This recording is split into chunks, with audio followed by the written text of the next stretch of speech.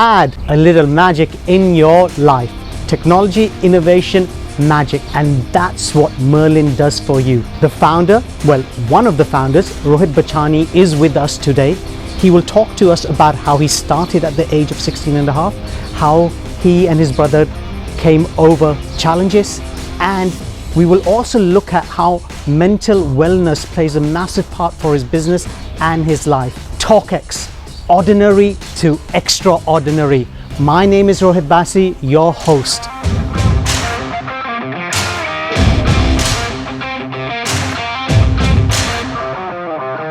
Thank you, Rohit, for being over here. Truly appreciate it. It's a miracle that two Rohits are sitting in one place at one time. Thank you, Rohit. Feelings mutual. So let's get deep into it. 16 and a half, you were off to America for your scholarship, but then you didn't go. What happened? Well, I would consider me and my brother as an accidental entrepreneur. Okay. Yes, we were supposed to go top of our classes, and unfortunately, Dad was not at the best of his health, and you know, Dubai, you have to pay your bills. So we opened a small store in Dubai, assembling computers. And my brother and me, we used to go there every day, sell computers, do whatever it takes to pay the bills. Fun times, learnt a lot. And then a couple of years, we said this is not enough. Managed to get out of whatever little bit of financial distress we had, and reached to a level where we wanted to go outside, go to sourcing countries. At that time, Korea was quite good in electronics, and we found some unique gadgets, innovated, designed it, packaged it, made a private label or private brand from scratch. And when you're young, you feel you can do that. It's fun to do. A two-member team, me and Sharad, came here. Have to give a lot of credit to the country, the duties, the customs, the ports. Very convenient to get products in. Dubai was at a boom. I'm talking about late 90s. And the first product was an MP3 player. Okay. I'm not sure many people know what an MP3 player now is. It shows our age that we know what it is. And 64 MB, you could manage to put 10 songs in it. And started selling in the streets, the computer streets. Mall culture was growing. We got a beautiful opportunity to showcase our products with the world's best brands. And initially you are maybe, do you deserve to be there? And we just, like I said, we were young, so we didn't know better. We just went to all the top stores, top electronic stores, showcased our product. And because we were unique, innovative, there was a great price advantage, it worked. And before you knew it, we were selling like in terms of thousands of cases or hundreds of thousands of units, learning over the jobs. And then we thought, why don't we try travel retail, supplying to duty frees. And again, great opportunities came up. I think I should credit a lot to Dubai. So for example, Dubai duty free, they were very encouraging for a local brand to be with their big international brands. Gave us great space, gave us great support. And the more we worked, we thought we can go international. We started going to GCC, going to other places, and I think we were the right place, right time, a lot of hard work. Didn't give up. Of course, I wouldn't go in detail how many issues and how many problems you have as a startup or as a business. But if you keep at it, you reach a good point, and you just have to not give up. So when you say you started creating unique products, give some examples, because I'm aware of some of these products, and now obviously it's a whole different thing in terms of uniqueness. So what was that uniqueness you brought to the market? Well, I think because we were young, and this is something we would buy as a consumer, so we didn't have this whole, this boardroom culture or corporate culture. Like, it was something, if we wanted what we'd buy for ourselves, we would bring it to the market. So it was a lot of experimentation, obviously. Not everything worked. We were very wet behind the ears, but sometimes that works, especially in technology. So maybe a few examples of products. MP3 players, I told you. Yep. MP4 players, again, maybe a lot of people do not know what an MP4 player is. This used to be a video player, portable, maybe 5 years before the advent of Apple AirPods or Apple iPods, I mean. And the market lapped it up. Travelers, Emirates Airlines was growing, Dubai airports was growing, the Dubai malls were growing, UAE malls were growing, and a lot of tourists were coming in. And the best part is they wouldn't find this back in their so-called Western countries or a more advanced countries. You wouldn't find such unique products. And even people coming from the East, people coming from Hong Kong or Korea, or people coming from the UK or the States, they would always find something unique in Merlin. And that's how the brand got recognition. And it's been now what, almost a quarter of a century. Yep. It's we are on our 24th year, Yeah. and it's okay. We've found a little more white hairs around me now, but Well, you're looking like a samurai warrior at the moment, I must say that. I mean, one of the things which I remember you when you brought into play was those desktops with a see-through. oh, you remember that? Yeah. Oh, okay. Yeah. And that was one of the things. And the other thing, which was the 3D player. Yes. And you were on Dubai One as well because of that. That was quite interesting, and I've never heard of it until I saw you guys doing it. Where did that all come up from? Where do you get the ideas from? Because even now what you're creating is, I mean, because some of the things which I've seen in your office are coming out now, but you thought about it 5, 6, 7 years ago. Where did it all come from? I mean, is it you and Sharad, or is it other people joining the creativity? What's going on? Well, I would like to give a major chunk of credit to Sharad. He's quite the creative person in the company, and I think the initial first decade, or maybe more than a decade, it was all Sharad. But you can't just do it all yourself. You need a good team. I used to be the sales head, the business development person, the PR person, going out, showcasing the brand, at the same time giving my inputs on what might work, what might not. But over time, we got a very good sourcing team. We opened an office in Hong Kong. We have a very great sourcing team in Dubai as well. It's I would say my second tier management also help us in sourcing. But the ideas, yes, does come from Sharad. And I would say I maybe just put a little bit of Indian or a little bit of masala on top. And but the crux, the foundation, it's all him. I wish he was here also for the meeting, for this beautiful interview. End of the day, it's not just an idea. You need to have people believe in the idea. And it's not easy getting new products and new ideas in such a competitive field. But I think we make it work. I think it's a group effort. Initially it was both of us. We got the right talent. Again, I like to credit Dubai. It's a multicultural place. You find a lot of great talents over here, including we had a lot of help from our Emirati friends as well. And we feel like home. We feel like it's a home. And I'm born in Dubai. So the whole culture of Dubai is a business culture. It's an innovative culture. And you might be seeing all these great things today, like a Museum of the Future and the tallest towers, but it's all started in the 80s and 90s and maybe even the 70s, and you're seeing the result now. So we've been getting amazing support from the government, from the stakeholders, from how tourism grows in Dubai, and I think we are just part of the system. And maybe if I was in some other country, maybe we wouldn't be able to be so innovative. Interesting, because one of the things which you are doing, which Sharad is taking on the other side, is the farming side of things. Oh yes, of course, that's quite recent. Yeah. And it's quite interesting how Merlin has diversified into these different places. Obviously, we'd love to have Sharad to talk about that, because that's quite intriguing. That's beautiful. I think that's the future. Agro technology is the future.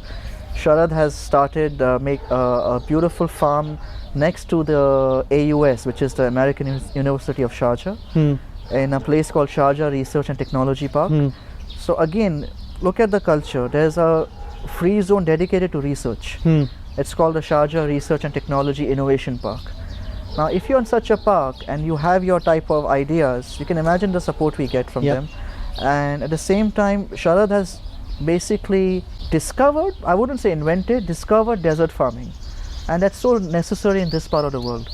So if you come down to our farms, you will see that you can grow grass, vegetables, fruits, everything with minimum use of water. Wow.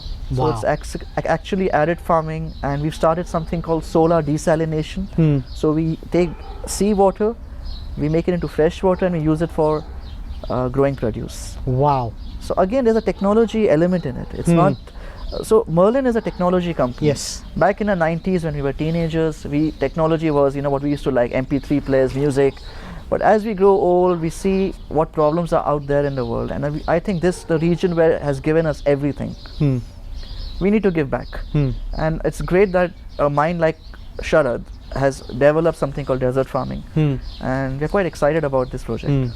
Again, it all comes down to technology, technology, innovation, and magic happening. Yes.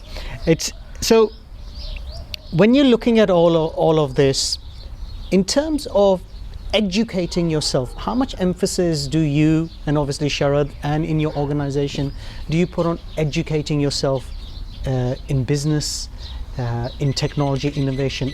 Is time spent on that?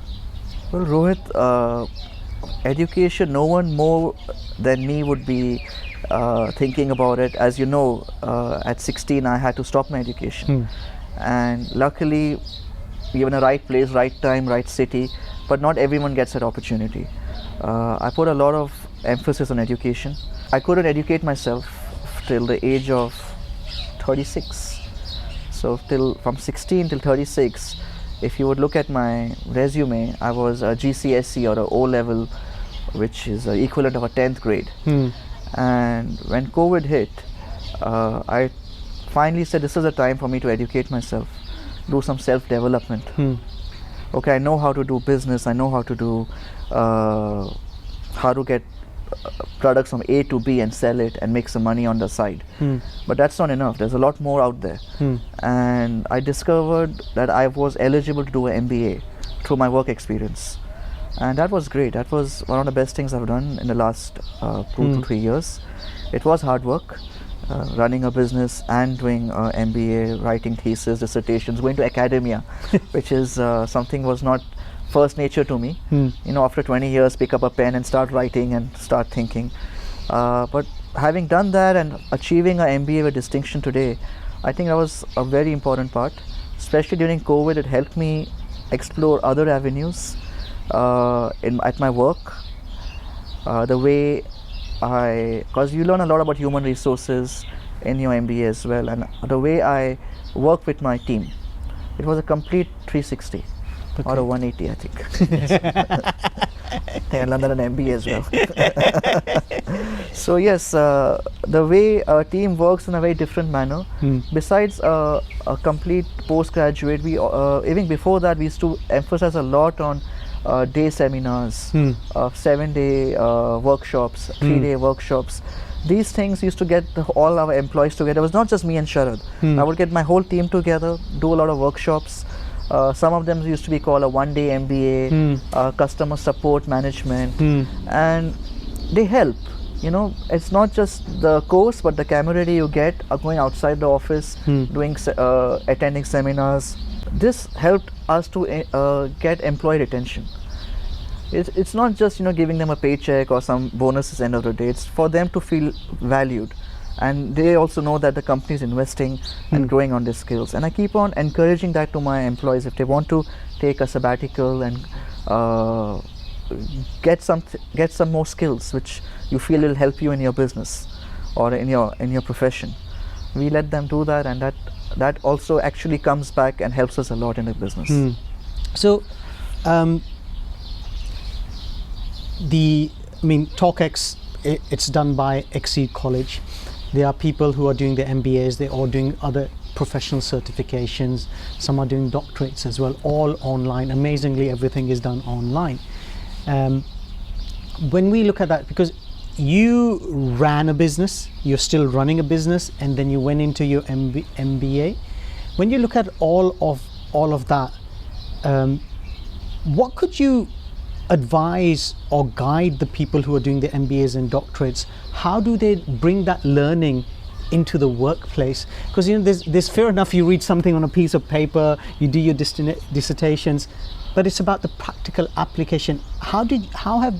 How did you go about it, or how could you recommend these people who are doing their MBAs and doctorates to bring this into a working environment?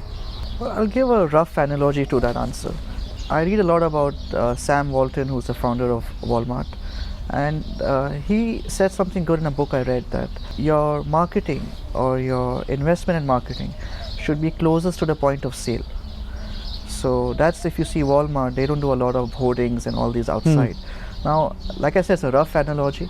So if you're doing a doctorate or an MBA and you're about to write a dissertation, I would recommend, and that's what I have done as well, is write about your industry. Okay. Talk about what you have the work experience. So I would not expect someone to do an MBA without a lot of work experience. So hone that skills, and once you do that, it all comes together. Okay. I wrote a dissertation on travel retail because that's something I really believe in.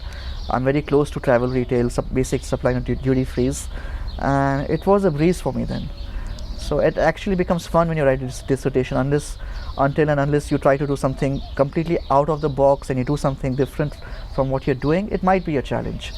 And it might not help you for what you're doing in your career. So just stick close to what you know, and the academic journey becomes a lot more fun. Okay, interesting.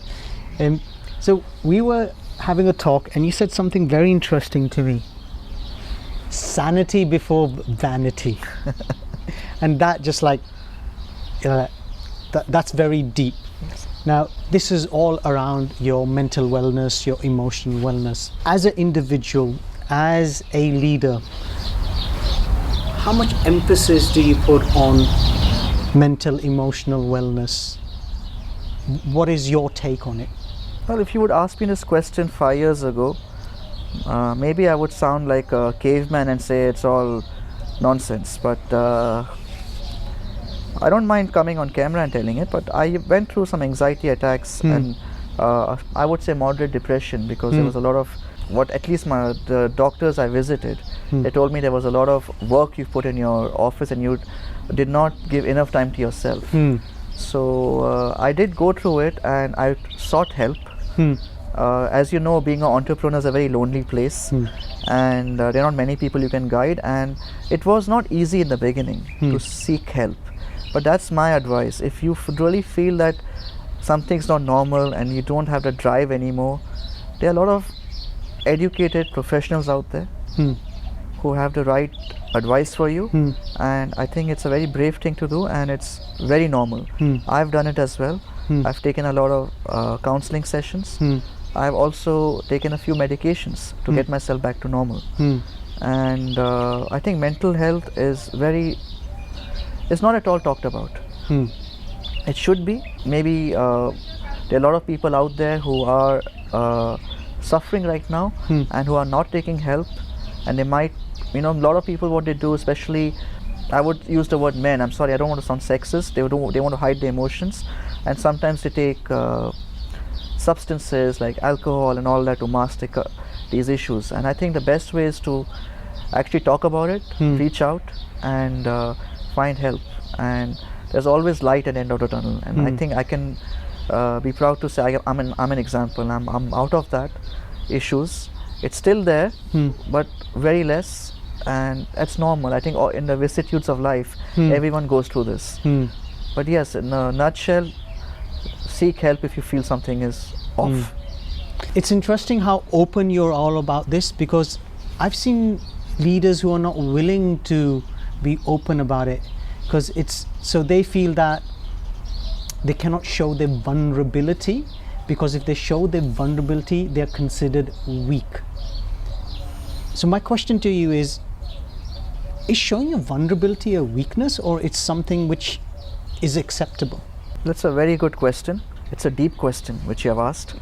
I would like to go outside where I'm sitting and where you're sitting, and I would just talk about the whole world in general. This is my take on it. I think the world is evolving. What you asked me maybe again 5, 10, 15, 20 years ago, yes, it's not very advisable to be so vulnerable. But you see huge sports stars, famous celebrities, famous politicians, famous business leaders, they are talking about it, and I think this is a evolving of the world, to take help and not be a caveman, and that's not cool anymore, I think. So why to hide your weaknesses? I think you become more genuine, and I think you can connect better with, in whatever profession you are, with whatever, if you're in a large corporate or a family business like me. I don't think there's any issues in this, in talking about this. So I currently, at the year 2022, especially of what we've gone through, a pandemic and all these issues, I think this is something we should be talking more than less. Because even from a technology perspective, you focus on being heart-centered. Yes. Okay, how did that, I mean, did this come about before all this happening with you, or was it something which came up later? When did it all started? It's quite a coincidence. It actually came up before. We were actually trying to look at what's happening in the world. People are suffering PTSD. We launched a few products which measure your HRV, which a lot of technologies, including Apple, use in their watch now. Heart rate variability, which allows you to measure your anxiety levels and do something about it. I might be borderline anxious, but it was not diagnosed that time. But we did develop these products, not looking at myself, but looking at the greater good. And to be honest, when I did fall into this small black hole of anxiety and depression, my own devices helped me, and never did I know that the same devices which I created would help me to come out of it, along with my professional counseling. I remember when you were, when you were developing this, I had met you around that time. I very, very remember that. And I was also looking into this from a different perspective without using any technology. And you mentioned to me about Kriya Yoga then. Oh, yes. Yeah, and you got me introduced to Kriya Yoga, which kind of opened my thought process in many ways when I started, and nowadays I'm more into the mindfulness. For people out there, is it just about using a gadget, or is it also about looking at yourself physically in terms of taking care of yourself? What are your thoughts on that? Well, Rohit, you're really putting me in the spot by asking deep questions. Kriya Yoga and mindfulness.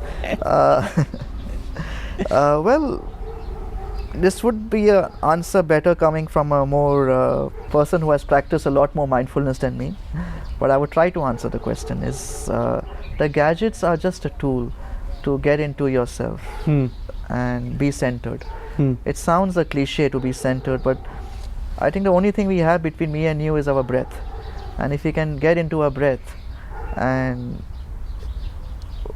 if you use that and you get inside yourself, you would be in a better place. And I have experience of that as well. So, not as much as the real people out there who have maybe 10,000 hours of mindfulness behind them. But yeah, Kriya Yoga, mindfulness, whatever word you like to put on it, I think it's just a breath. If you can control your breath, you can dwell inside and see what's bothering you. The gadgets are just a tool for you. So I'm glad you mentioned it, is because it's like a gadget is helping you get to that point. It's a tool. You're not dependent on it. And this is where people make a mistake, where they start depending on something, which becomes an addiction then. So the next question which comes to my mind is, with all that you've achieved, what you've succeeded in, you've had your downtimes, you've faced your vulnerabilities. When it comes to in the workplace, let's take workplace an example. If someone in your workplace is going through a tough time, how do you as a leader intervene or guide them to pass through those challenging moments? Rohit, I'm not a trained professional to intervene in these things, but yes, it's so close to my workplace and I actually see someone, and now it's easier for me to recognize someone who's going through it. I would just maybe have a one-to-one with them, and again, it's not vulnerable. I'll actually tell that I've been through the similar problems, and what helped me, I might just guide them. What helped me was family, a sabbatical, professional help, and if you can take three of this together, family is important. If you're lucky enough to have a family, be with them, talk to them, this is what I'm going through. spend more time, so hence the sabbatical. And once your family knows what you're going through, seek professional help. And this is what I have gone through. Like I said, I'm not a trained professional to tell what to do and what not to do, but don't keep it inside. I mean, I'm glad you're talking about this, because I do see leaders are not willing to talk about it and are not willing to see it is a challenge which we're facing, especially when we've gone through a pandemic, and something needs to be done. The support needs to be there, and even if it means asking them to look at this, look at that, to assist these individuals. Well, yeah. Go on, please. From the beginning of the interview, I keep on praising the leadership of this country, and it's heartening to see they treat the nationals and expats the same. And recently I was looking at a news article that even the basic insurance, which are for the blue collar employees, which I think is maybe 500 dirhams a year, are also eligible for psychological counseling, psychiatrists, and we are lucky we are in this country. So yes, the leadership starts from where we are, the country. They are taking a very deep look into this. What I read from the newspapers, the government departments take mental health in a very serious way. Now coming to the private sector, now I'm a small SME. Yes, we do take it seriously as well. I'm sure large corporates have it. So we are in a very good part of history right now. I mean, minus whatever's happening around the world, I think we should look at the good. Corporations which never even talk about the D word or depression or anxiety really talk about it right now. I have noticed it a lot. So there are challenges, but we are much better than where we were maybe pre-pandemic. So let's move away from this particular topic and go to in regards to what you're doing at the moment. And one of the things which you're doing is lying here on a table. So if we look at it very closely, there's no guessing in what it is. Beautifully packed, lovely color. So tell us what's happening, what's going on. We should credit Steve Jobs and Apple for what you're seeing. It's actually an Apple airport. But what you see on top of it is what we were thinking is we feel you're unique, except our names. Even the surname is almost like B.A., then it changes. Exactly. Our wardrobes, what we wear, what watches we wear, everything is different, what suits us. But what we noticed is gadgets are quite similar. Everyone's wearing the same and it's almost looking like a zombie world. So we thought, let's make it different, let's put a splash of color. You are unique, so should be your gadgets. And we started a small processing plant where we can take all the popular gadgets, be it Apple or Sony, and give it a splash of color, paint it, put some leather on it, hand stitch it. Now, it's not as easy as doing it on a car or on a table. These are very precise instruments which has radio, Bluetooth, lot of things. So it was a difficult challenge, but we've come out with a very unique proposition to customers that yes, you have your gadget, it does the job, but don't you want it to look a little bit crafty, unique? So we started Craft by Merlin, and this is one of our products. We do a lot of other devices as well. We make gold phones, we customize PlayStations, Xboxes, Nintendo Switches, whatever is really trending in the market. We research a lot on it, we make molds on it, and we hand paint and hand customize these devices, all in Dubai.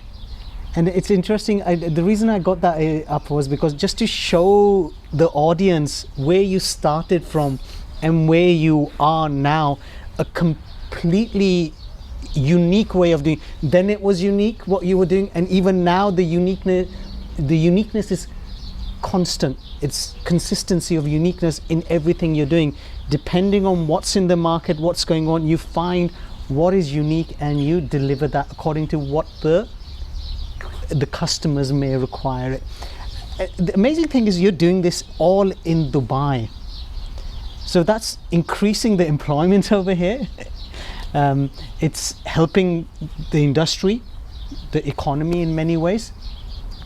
How does it impact in terms of costs when you get it done over here? Because I'm sure you could go and get this in China. Why decide to just do it in Dubai? What even though you know the costing is going to be somewhat different, why be in Dubai and do it, and not go to China or some other country? Well, I can have two ways in talking about it.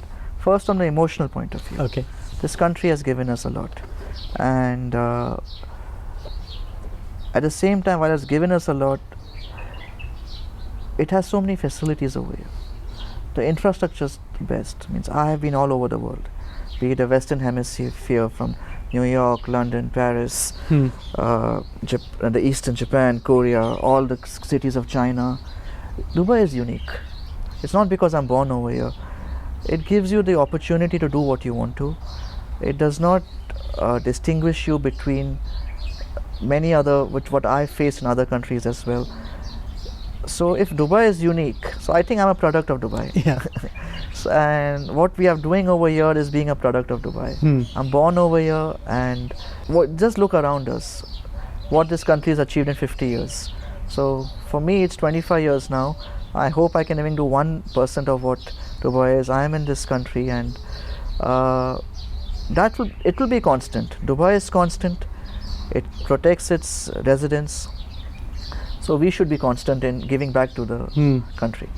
So it's a strong emotional tie, bringing that uniqueness. Yes, and even from a business point of view, I spoke about the emotion. You might think that the other countries are cheaper, but that's a short-term thought process. Okay. When you actually work here for 20 years and you have the right team and the right way of working, the costs actually in the long term go down. Okay. So yes, it is. You have to give time to this country. The more time you give, the more success you'll get. Simple as that. Yes. You're married, you have a child. How do you manage all of this with the hectic life you live with your work? How do you manage the family side of things? How do you take care of all of that? If I was not married and I didn't have a kid, maybe I wouldn't be able to do my job so well.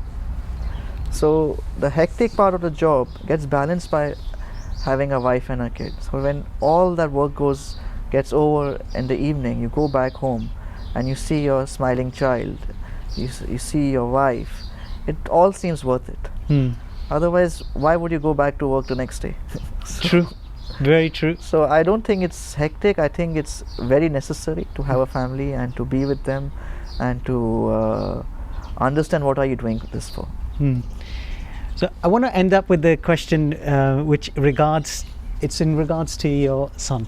Yes, please. He said something very interesting when we had our conversation, and that was we should actually learn from the younger generation how to educate and how to bring new things around.